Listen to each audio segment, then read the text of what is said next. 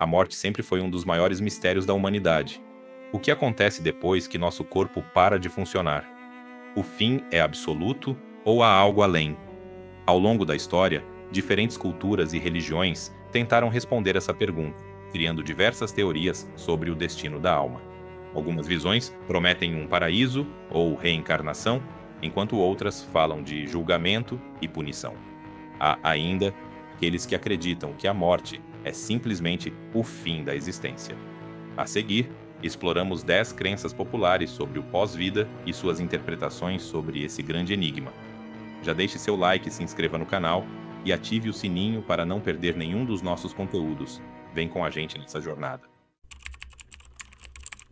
O conceito de céu e inferno é uma das crenças mais antigas sobre o pós-vida, presente em diversas religiões e culturas. Ele representa a ideia de que as almas são julgadas após a morte, sendo recompensadas ou punidas de acordo com suas ações em vida. O céu é descrito como um lugar de paz, felicidade e plenitude, onde os justos vivem em harmonia, livres do sofrimento. Algumas tradições o veem como um paraíso exuberante, enquanto outras falam de uma existência espiritual elevada, próxima ao divino. Já o inferno é retratado como um local de tormento, escuridão e dor, destinado aos que cometeram grandes erros. Algumas crenças falam de um fogo eterno, enquanto outras interpretam o inferno como um estado de separação total do divino, marcado pelo arrependimento e pela solidão. Além da visão literal, há quem interprete céu e inferno como estados da alma, que podem ser experimentados ainda em vida, dependendo das nossas escolhas e sentimentos. A reencarnação é um dos conceitos centrais do hinduísmo e budismo, representando o ciclo de renascimentos conhecido como samsara. Nessa visão, a morte não é o fim, mas uma transição para uma nova existência, onde a alma ou a consciência continua sua jornada em outro corpo. No hinduísmo, a reencarnação está ligada ao karma, a lei de causa e efeito. Boas ações levam a um renascimento mais elevado, enquanto más ações podem resultar em uma vida difícil ou até mesmo em um renascimento como animal. O objetivo final é atingir a moksha, a libertação desse ciclo, unindo-se ao divino e transcendendo as reencarnações. Já no budismo, o samsara também é visto como um ciclo de sofrimento. Para escapar dele, é necessário alcançar a iluminação, nirvana, um estado de sabedoria plena e desapego.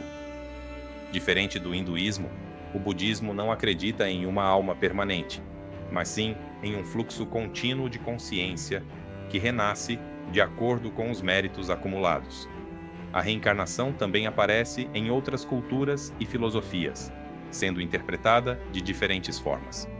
Para muitos, essa crença oferece consolo, pois sugere que a vida continua e que cada existência é uma nova oportunidade de crescimento e evolução. A visão materialista e científica sobre a morte defende que não há nada além do fim biológico. Segundo essa perspectiva, a consciência é resultado da atividade cerebral, e quando o cérebro para de funcionar, a identidade, as memórias e os pensamentos deixam de existir. Essa ideia é baseada em estudos da neurociência, que mostram que a mente depende do cérebro para operar. Sem impulsos elétricos e sinapses, não há percepção ou continuidade da experiência. Para os materialistas, a morte é como um sono eterno, sem sonhos, sem dor e sem qualquer forma de existência. Apesar de parecer uma visão fria para alguns, muitos a veem como libertadora. Ela enfatiza a importância de aproveitar a vida ao máximo, já que esta seria nossa única oportunidade de existir. Também elimina o medo de punições eternas ou reencarnações indesejadas, focando na ética e no significado da vida aqui e agora. Embora não haja provas definitivas sobre o que acontece após a morte, a ciência segue estudando fenômenos como experiências de quase-morte e a consciência, buscando respostas para esse grande mistério da existência humana. No espiritismo kardecista, a morte não é o fim, mas uma transição para o plano espiritual. Segundo essa visão, a alma mantém sua identidade e segue para um local correspondente ao seu nível de evolução. Espíritos mais elevados encontram paz e aprendizado, enquanto os menos desenvolvidos passam por dificuldades proporcionais às suas ações na Terra. A comunicação entre vivos e mortos é um dos pilares do espiritismo. Espíritos podem ajudar os vivos, transmitir mensagens ou até mesmo influenciar pessoas e eventos. Alguns retornam à Terra através da reencarnação, um processo essencial para o crescimento espiritual. Cada nova vida é uma oportunidade de aprendizado, evolução e resgate de débitos passados. Essa crença traz conforto ao sugerir que a vida continua e que o destino da alma depende de seu próprio progresso moral. O Espiritismo incentiva a caridade, a reforma íntima e a busca pelo autoconhecimento, acreditando que, ao evoluir, cada espírito se aproxima mais da perfeição e da harmonia universal. No budismo tibetano, a morte é apenas uma etapa da jornada espiritual. Após falecer, a consciência entra em um estado intermediário chamado bardo, onde pode experimentar visões, revisitar momentos da vida e até se preparar para a próxima encarnação. O livro tibetano dos mortos descreve esse processo em detalhes. Dependendo do karma acumulado, a alma pode renascer como um ser humano, um animal, um espírito, ou até mesmo em reinos divinos ou infernais. A meta final é escapar do ciclo de renascimentos, atingindo a iluminação, nirvana. Durante o bardo, acredita-se que a consciência pode ser guiada por orações e rituais realizados pelos vivos, ajudando a alma a encontrar um caminho mais elevado. Esse processo enfatiza a impermanência da vida e incentiva a prática da meditação, da compaixão e do desapego, essenciais para alcançar a libertação do sofrimento. Para os antigos egípcios, a morte era apenas o começo de uma longa jornada espiritual. A alma passava por um julgamento no qual o deus Osíris pesava o coração do falecido contra a pena da deusa Maat, símbolo da verdade e da justiça. Se o coração fosse leve, a alma era conduzida aos campos de juncos, um paraíso onde poderia viver em paz. No entanto, se o coração fosse pesado por más ações, a alma era devorada por Amit, um ser híbrido com cabeça de crocodilo, corpo de leão e pernas de hipopótamo. Esse destino significava o fim absoluto da existência. Os egípcios acreditavam que preservar o corpo através da mumificação era essencial para a alma alcançar o pós-vida. Por isso, muitos faraós e nobres eram enterrados com tesouros e objetos pessoais, acreditando que precisariam deles na vida após a morte. Na mitologia nórdica, o destino da alma dependia do tipo de vida que a pessoa levou. Guerreiros corajosos que morriam em batalha eram levados ao Valhalla, um grande salão onde banqueteavam com Odin e treinavam para a batalha final do Ragnarök.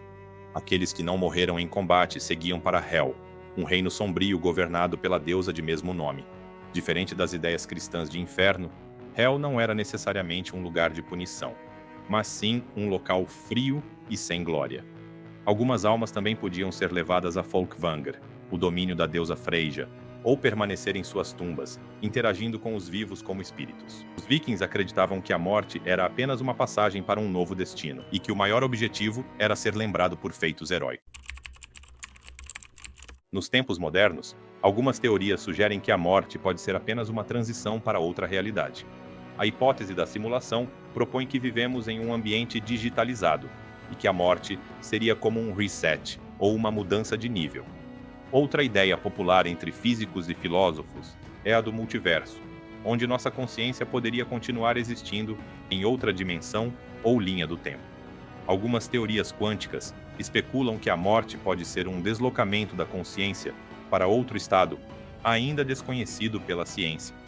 Embora essas hipóteses não tenham comprovação, elas abrem espaço para discussões sobre a natureza da realidade e da consciência, sugerindo que a morte pode não ser um fim absoluto, mas sim uma mudança de perspectiva. Para muitos povos indígenas, a morte não representa um fim, mas uma conexão contínua com os ancestrais. Muitas culturas acreditam que os espíritos dos mortos permanecem próximos aos vivos, influenciando suas vidas e protegendo suas tribos. Algumas tradições descrevem um mundo espiritual, onde os ancestrais vivem em harmonia com a natureza. Para entrar nesse reino, a alma precisa ser lembrada e honrada pelos descendentes através de rituais, cerimônias e oferendas. Os indígenas veem a vida e a morte como parte de um ciclo natural. Por isso, muitos acreditam que desrespeitar a natureza ou ignorar os ensinamentos dos ancestrais pode trazer desarmonia e sofrimento, tanto no mundo dos vivos quanto no dos espíritos. Relatos de experiências de quase morte sugerem que a morte pode ser um processo subjetivo, no qual cada pessoa vivencia uma realidade de acordo com suas crenças e expectativas.